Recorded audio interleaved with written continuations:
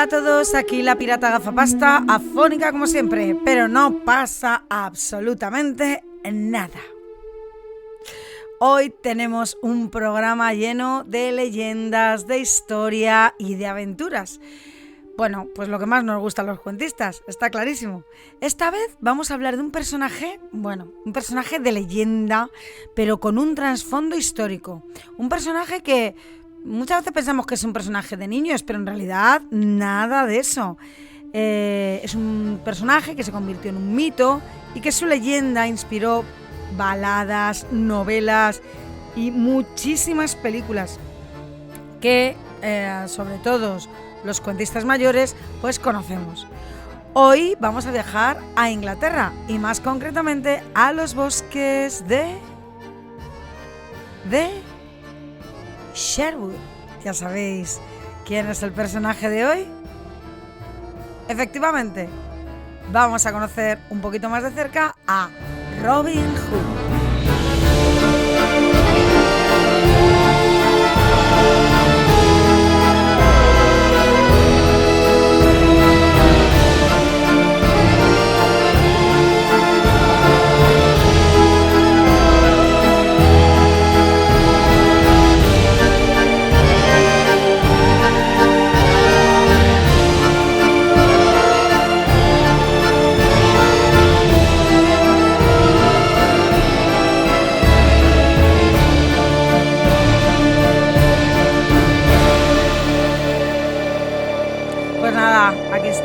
Aquí estamos de nuevo, aquí estoy con la máquina del tiempo, que hacía un montón que no la sacaba para contar la historia. Pero es que yo creo que merece mogollón la pena. Es que a mí me apetece, como pirata gafapasta, me apetece muchísimo conocer a este personaje, a Robin Hood.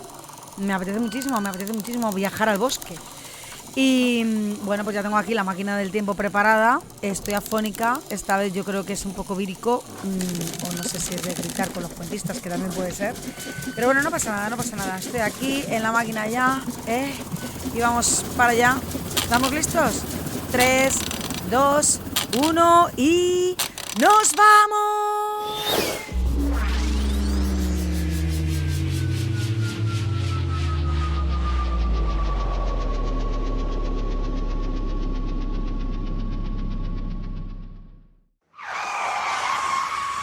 ¡Ay! ¡Uf! Madre mía, qué daño. Vaya dolor, de verdad, qué golpazos. Es que me meto unos golpes, de verdad. Yo no sé cómo estoy viva todavía, con 495 años y aquí dándome golpes todo el rato. De verdad que esto es insufrible. Bueno, a ver. ¡Uy, madre! He perdido mi pluma roja. La pluma roja del sombrero. No puede ser. Si es que ya... Por favor, con estos golpes... Es que no me extraña que un día no pierda sea la cabeza. De verdad. A ver, por aquí. Por allí veo algo. Uy, viene alguien. Me escondo. Deben de ser los hombres alegres. Little John. Voy a esconder. Little John, ¿has vuelto a tomar aguabras? Te dije que dejaras de beber. Juro que no. De verdad, juro que no, Robin. Sabes que no puede contenerse es Fray Tucker. Ya sé que no me crees. Robin, te lo juro por Dios. Te lo juro. He visto una especie de dos cosas enormes y redondas atadas a una especie de barco volador. He cargado el arco y ¡zas! He visto cómo esa cosa del infierno caía al suelo. Escucha, ¿no se oye nada? No, pues yo no oigo nada tampoco. ¿Quién anda por ahí? Vámonos, Little John. Sí, eso será lo mejor. Tengo hambre. No creo que el sheriff de Nottingham esté por aquí a estas horas. Ya se hace tarde. Estarán los chicos esperándonos para la cena. Uf, menos mal. Parece que ya se han ido. Han estado a puntito de pillarme. Y yo lo que no sé es cómo no han visto la máquina del tiempo, porque con lo grande que es, no sé, a lo mejor como es de madera o algo así, está un poco camuflada aquí en el bosque. Pues puede ser, pero vamos, me flipa. Están un poco mal de la vista, Y esos son arqueros, que se supone que tienen que tener una vista de lince que alucinas. Pero bueno, a lo mejor tiene el brazo más de lince que el ojo. Vamos ya con la historia.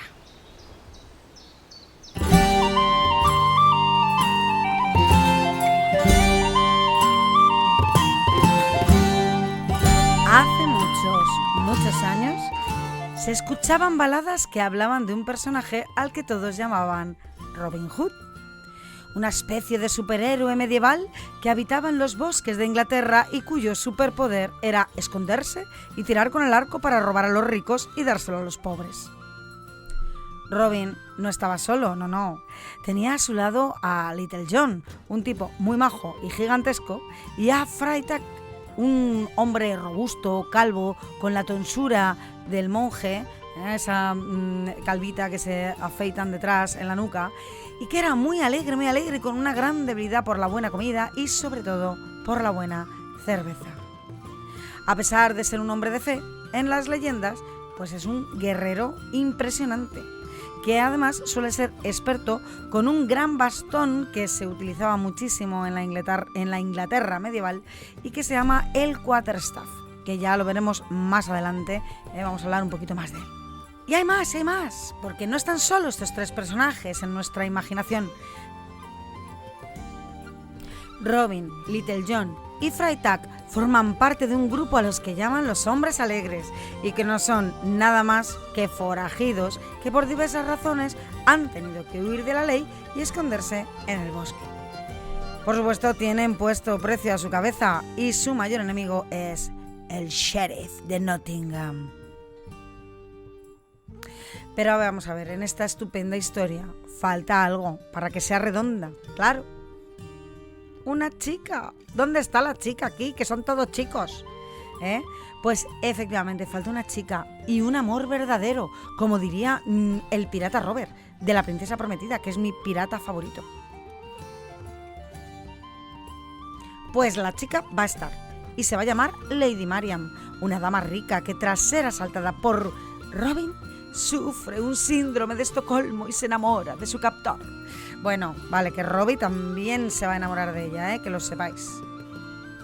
Pero vamos a ver, ¿esto siempre ha sido así? ¿Ha sido siempre un mito o existió Robin Hood de verdad? Y si realmente existió, ¿fue tan buena gente como nos lo cuenta Disney, por ejemplo? Pues vamos a adentrarnos en lo que sabemos de él. Y para eso, vamos a ver, ¿quién nos cuenta todas estas historias? Pues evidentemente la literatura. La primera balada en la que aparece es de 1377 y el poema se llama Pedro el Labrador. A ver, para entender esto vamos a recordar que nos encontramos en plena Edad Media, donde la mayoría de la gente humilde pues no sabe leer y escribir. Pero que no sepas leer y escribir no significa que no te gusten las buenas historias. Por favor, pues exactamente igual que a nosotros. ¿Y quiénes eran los encargados de contar estas historias a la gente que no sabía leer y escribir? Los trovadores, los ciegos con sus pliegos de cordel, estos que iban de pueblo en pueblo. Vamos, qué buenas historias había.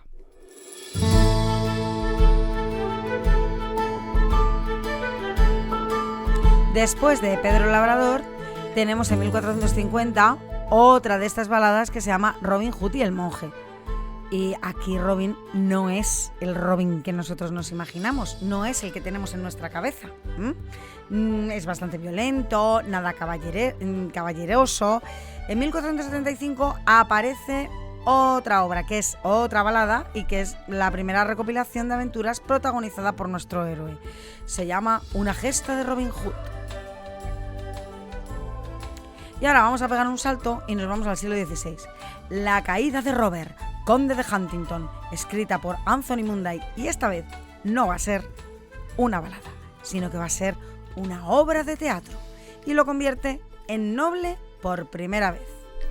Otro salto más y llega el grandísimo Sir Walter Scott en 1819. Ay, este autor clásico, autor de novelas como El Pirata, como Rob Roy, considerado padre de la novela histórica. Y aunque, bueno, en esta ocasión tampoco se va a centrar mucho en lo histórico, escribe un novelón que se llama Ivanhoe y que va a tener como uno de sus protagonistas pues a nuestro Robin Hood, que aquí no se va a llamar Robin Hood, fíjate, va a aparecer simplemente como Locksley, un arquero extremadamente habilidoso que participa en un torneo en donde se va a desarrollar por primera vez esa escena que tenemos todos en la cabeza, en la que Robin Hood tira una flecha y divide una vara de sauce por la mitad a una distancia, prácticamente imposible. Ahí humilla a los arqueros del príncipe Juan, que es el hermano malo, malísimo del rey Guillermo, que estaba ahí en las cruzadas. Bueno, ¿qué tiene esta historia de Ivanhoe? Pues, por ejemplo, que es la primera vez que aparece la rivalidad entre los sajones y los normandos. Esta rivalidad existió. Pero, ¿qué es lo que pasa aquí? Pues que está colocando a Locksley en una época que no es la misma que las primeras baladas. Además, Robin aquí no es solo un ladrón que roba a los pobres, es un patriota sajón. Es decir, él está totalmente en contra de los normandos, que son franceses y que han llegado aquí a quitar el puesto a los reyes sajones. Él va totalmente, es súper amigo de Ivanhoe y que asimismo es súper radical. Es un seguidor auténtico de Ricardo Corazón de León, quien también aparece en la historia disfrazado del Caballero Negro. Es decir, aquí ya tenemos el principio de nuestro imaginario Robin Hood. Sir Walter Scott va a ser quien popularice la idea de que Robin Hood vive exactamente en la época de Ricardo Corazón de León.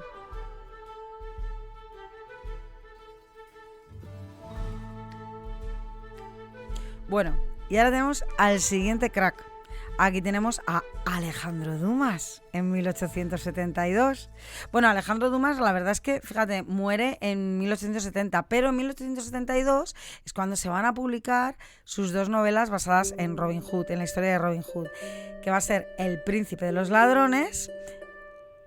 Esta es la primera de ellas, que se va a centrar en los orígenes de Robin, en su infancia y en cómo se convierte en el líder de los proscritos. Y luego va a hacer una segunda novela, una continuación, que se llamará Robin Hood, el Desterrado. Y aquí continuará con la historia, con sus hazañas más famosas, en el bosque de Sherwood. Bueno, Dumas es un crack. Dumas es el rey del folletín. Sabe perfectamente qué es lo que nos gusta cuando nos leemos una buena historia. Está clarísimo.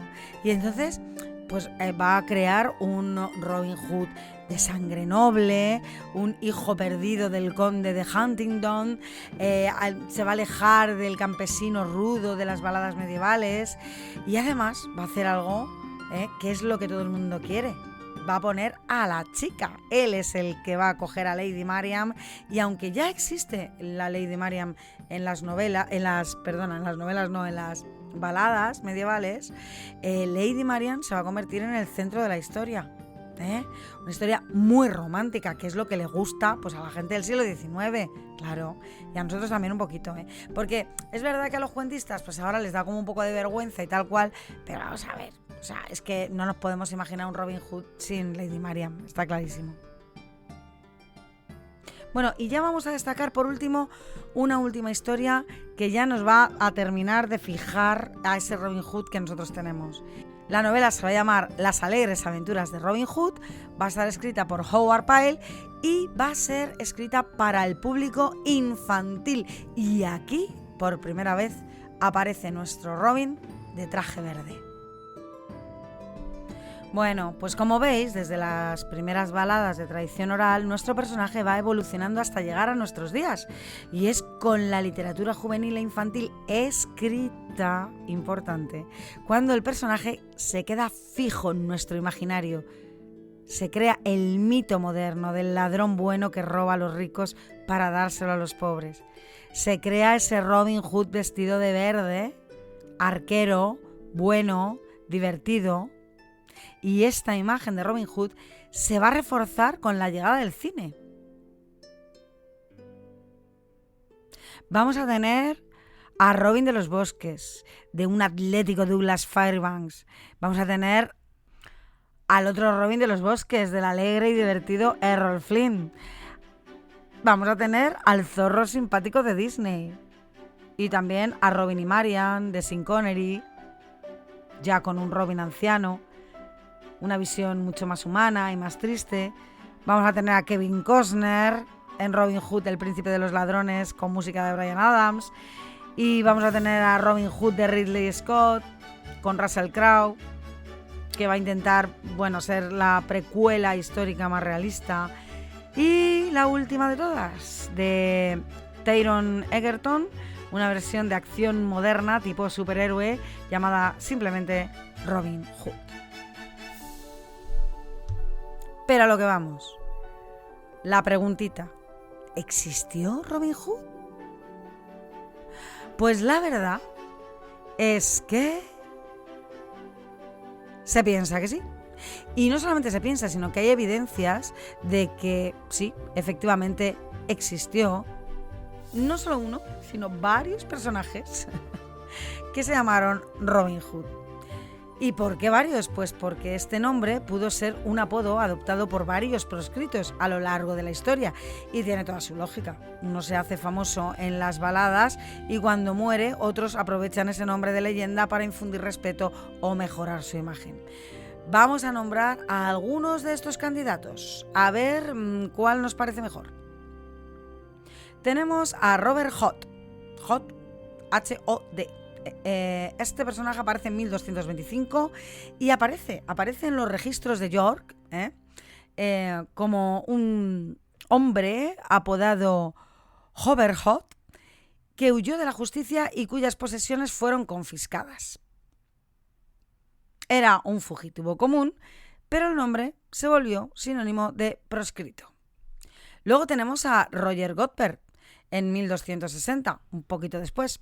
Fue un líder de una banda de forajidos que luchó contra el sheriff de Nottingham, esta vez sí, y vivió en el bosque de Sherwood también, tras la rebelión de Simón de Montfort. Por último tenemos, hay varios más, pero vamos a coger a los tres más así importantes. Sería Robin Hood de Wakefield. No sé si lo he dicho bien, seguramente no. Wakefield, en 1320. Aparece en los registros como un seguidor del conde de Lancaster, que se rebeló contra el rey Eduardo II y que termina viviendo como fugitivo en el bosque de Barmsdale. Y nuestro winner es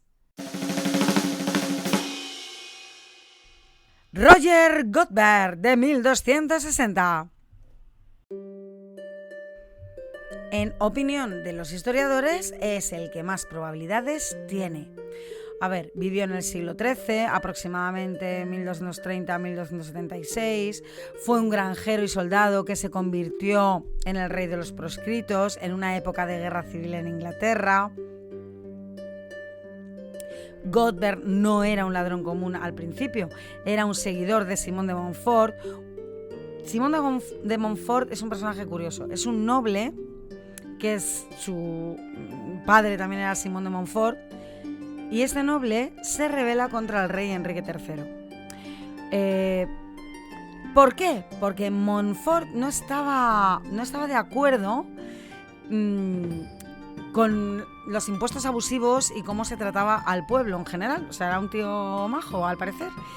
Y de hecho intenta por todos los medios limitar el poder del rey para que baje un poquito el tema.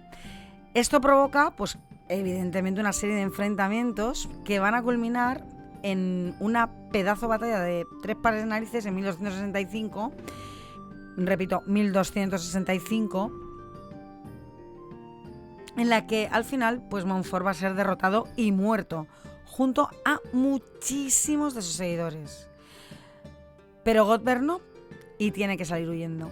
¿Y a dónde va a huir? Pues donde huían en aquel momento los que tenían puesta precio a su cabeza.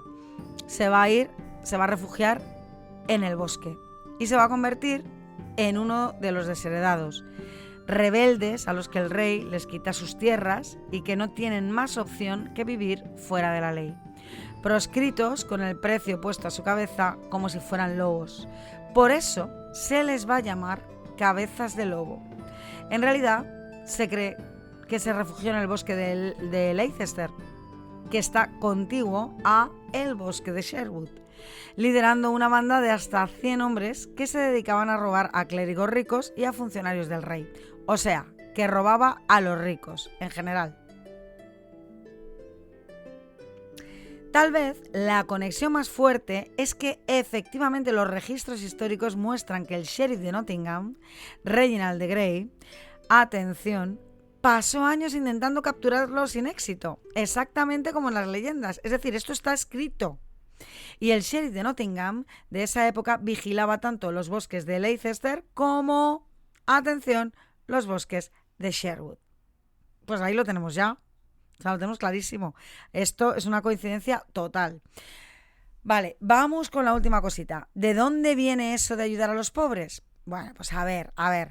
¿Cómo puede ser que 100 personas se escondan en un bosque sin que se les pille? A ver, que no son 2. Claramente tenían que ser ayudados. ¿Y por quiénes van a ser ayudados? Pues por los habitantes de los pueblos de alrededor, más pobres que las ratas y fritos a impuestos, que seguramente avisaron de los movimientos del sheriff a los hombres alegres. Y aunque la verdad es que seguro que estarían tan contentos de que estos hombres robaran a esta peña, pues gratis, lo de avisar seguro que no lo hacían. Lo más realista es que Robin y sus secuaces pagaran a los campesinos para que les ayudaran. Pues claramente. Así que podemos decir que más que un regalito era un pago por sus servicios. Más o menos como los bandoleros españoles del siglo XIX. Bueno, ¿y qué otras coincidencias mágicas tiene este personaje real con la leyenda? Pues que en las baladas, por ejemplo, Robin es ayudado por un caballero llamado Sir Richard of the Lee. En realidad, Godber también fue protegido por un caballero real llamado Richard Folliot, quien escondió a Roger en su castillo y desafió al sheriff cuando éste lo estaba buscando.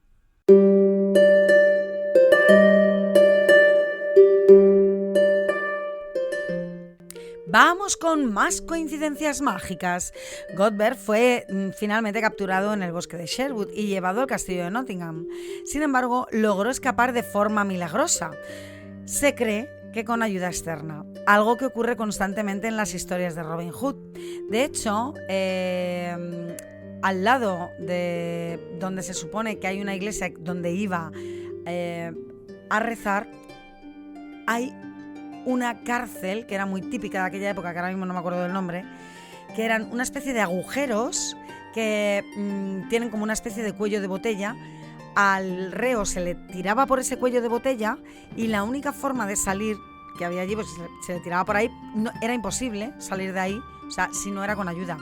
No podías escalar porque la forma que tenía la cárcel era imposible, caías desde una altura de 5 metros. Y la única forma de escalar, o sea, de salir de allí, era que alguien te tirara una cuerda por ese cuello de botella. La finalidad de esa cárcel era, te tiro ahí y te dejo que te mueras de hambre, ¿vale? Bueno, según la leyenda, Robin fue encarcelado en una de esas cárceles y fue efectivamente salvado por sus compañeros. Casualmente, Godber le va a ocurrir exactamente igual.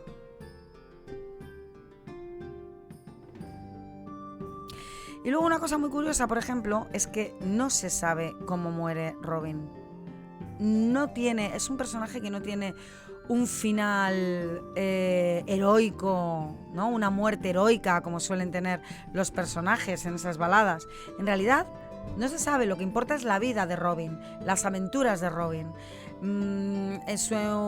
Pero no tiene un final, o sea, nadie escribe un final heroico para Robin. ¿Y por qué? Pues porque curiosamente Godber no tiene ese final épico. Es cogido y perdonado por el hijo del rey, el futuro Eduardo I. Lo meten en la Torre de Londres y tras pasar un tiempo allí va a ser perdonado. En los poemas no se destaca una muerte gloriosa, tal vez porque simplemente Godber que es el auténtico Robin Hood, pues no la tuvo. Bueno, y por último, ya para dejarlo, ¿cómo es realmente vivir como un proscrito en la Inglaterra del siglo XIII? La época de Roger Godber.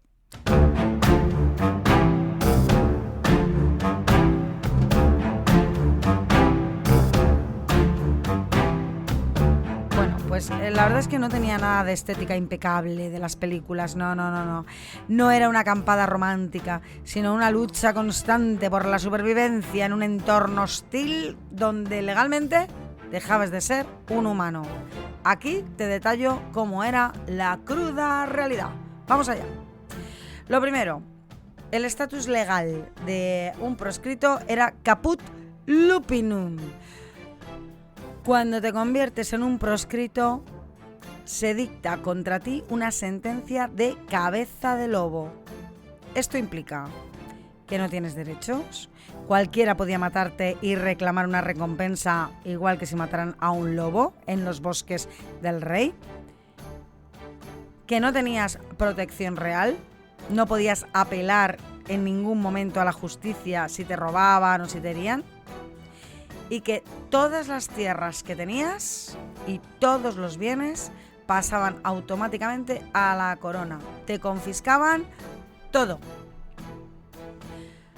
¿Dónde dormían? Pues olvídate de esas casas en los árboles, de las pelis, nada. Los proscritos como Godber buscaban dos cosas. Lo más importante, visibilidad y escape. Es decir, controlar bien su entorno y saber dónde puedes escapar. Así que no había casas en los árboles, lo que había eran cuevas en zonas como Nottinghamshire.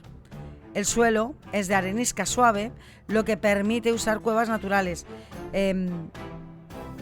Las cuevas naturales tienen una cosa muy buenas. Bueno, permiten usar cuevas naturales o cavarlas. Y es que tienen una cosa muy buena, y es que mantienen la temperatura constante y son muy fáciles de ocultar.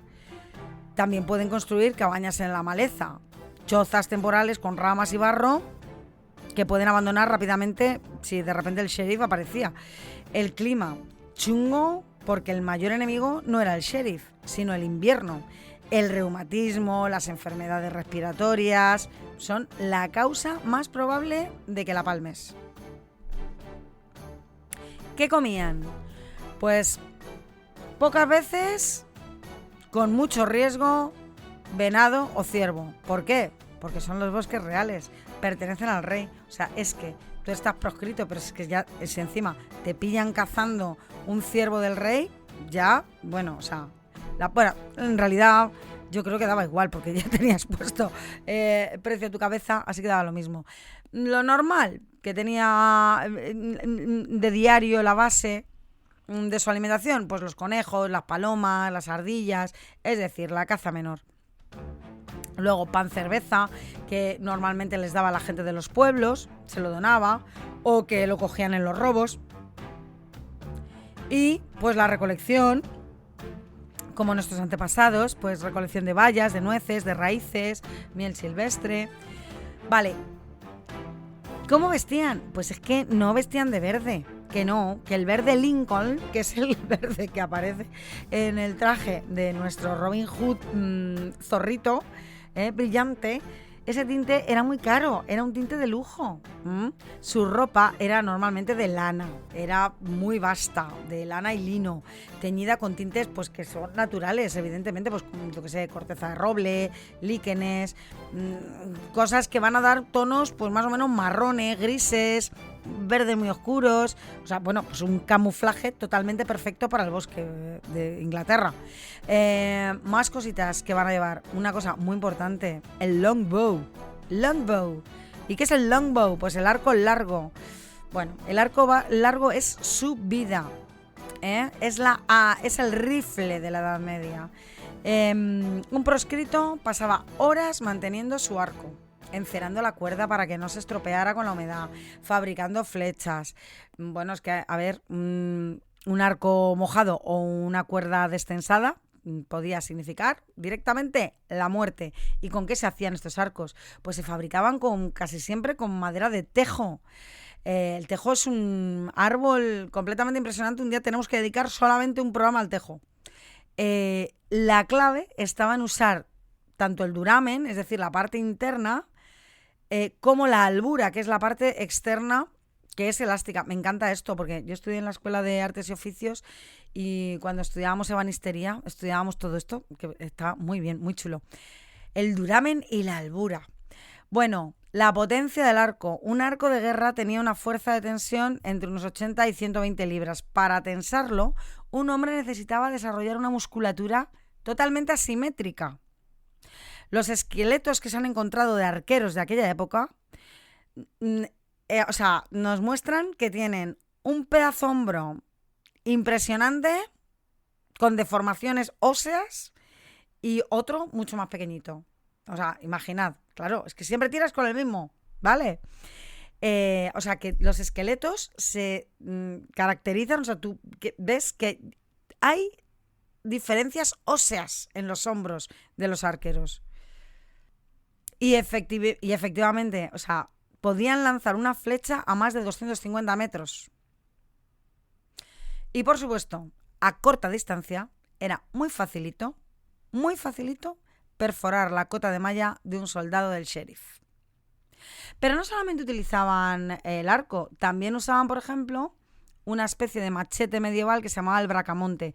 Normalmente los proscritos no llevaban esas espadas largas y rectas que caracterizan así a los caballeros medievales. No, eran más una especie como de espada de un solo filo, que era muy pesada, ensanchada en la punta y que funcionaba casi más como un hacha.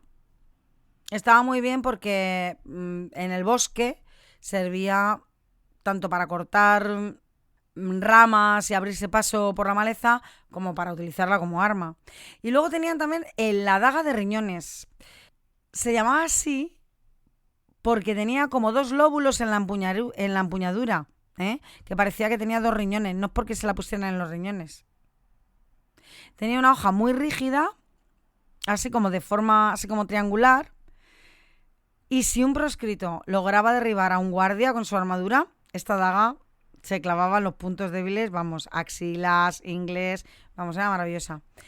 Y por último, antes hemos hablado de Freytag, que era muy bueno con el quarterstaff. Bueno, pues el quarterstaff, que le llaman el gran bastón, está inmortalizado por el duelo entre Robin y Little John. Es un bastón muy grande, de madera de fresno o de roble, de unos 2 metros o 2 metros y medio, y era un arma maravillosa porque tú la podías esconder, parecía como que era un bastón para ayudarte a andar, ¿vale?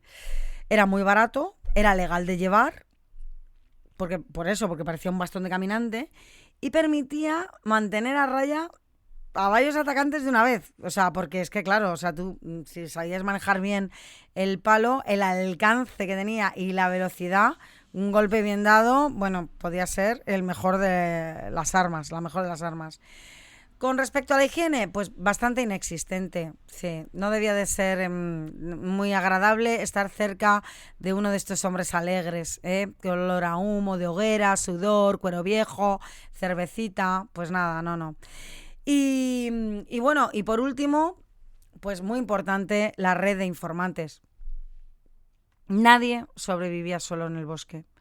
Los proscritos dependían totalmente de una red de villeins, que son los campesinos, que, bueno, pues les pasaban información, claro, sobre los movimientos del sheriff, a cambio de, pues, una parte del botín o protección contra señores locales abusivos. Bueno, pues eso. Esta es la semillita, que es lo que hablábamos antes de la leyenda de ayudar a los pobres. O sea, que bueno, que regalito no era. Y por último, ya como anécdota, Robin Hood. Fijaros, el nombre de Robin Hood ya hemos dicho que lo utilizó mucha gente, ¿verdad? Pues es que no solamente es que lo utilizara mucha gente, es que podemos decir que lo seguimos utilizando, porque ahora mismo llamar a alguien Robin Hood es llamarle, decir que es una persona que roba a los ricos para ayudar a los pobres. Nosotros en España hemos tenido nuestro propio Robin Hood y hace muy poquito. En España hubo un señor al que conocemos como Robin Hood de Vallecas, no sé si no habéis oído hablar de él, que en realidad le llaman el Flaco y que en realidad es un ladrón de bancos. Este ladrón de bancos pues perpetraba sus robos a través de butrones, es decir, excavando agujeros desde las alcantarillas, y se metía en los bancos y los robaba. Y esta técnica pues la aprendió de su padre. Vale, pues roba efectivamente a los ricos, a los bancos. Pero ¿y esto de darle el dinero a los pobres? Pues no, el Flaco no le daba el dinero a los pobres. Este mote surge de una anécdota que cuenta él mismo. Hay un documental de Netflix, me parece que habla él, y tiene un libro también escrito. Y viene porque resulta que atracando, esta vez no atracando con un butrón, sino con una pistola, el Banco Santander, en la calle Alcalá, 74, en un momento la gente se empieza a poner muy nerviosa. Y él cuenta que su forma de calmarles es decirles que no se preocupen, que él es el Robin Hood de Vallecas, que lo que hace es robar a los ricos para dárselo a los pobres. Y esa fue su forma de calmar a la gente. Y esto viene... bueno, claro, esto se quedó ya como una broma hacia él y viene porque en parte a un homenaje a su padre, porque él cuenta que tras sus atracos efectivamente su padre sí que ayudó a la gente, ayudó a muchos de sus amigos que no tenían dinero y los repartió, cosa que nuestro Robin Hood de Vallecas no hizo. Bueno, y hasta aquí la historia de hoy, que yo creo que fijaros, o sea, que ya hemos visto quién pudo ser Robin Hood, que realmente pudo ser alguien que existió de verdad, que le conocemos gracias a la literatura, que ha permanecido en nuestro imaginario hasta hoy en día y que nada, y que se ha quedado como un apodo para la gente que nosotros consideramos que ayuda a los pobres robando a los ricos hoy en día en todo el mundo.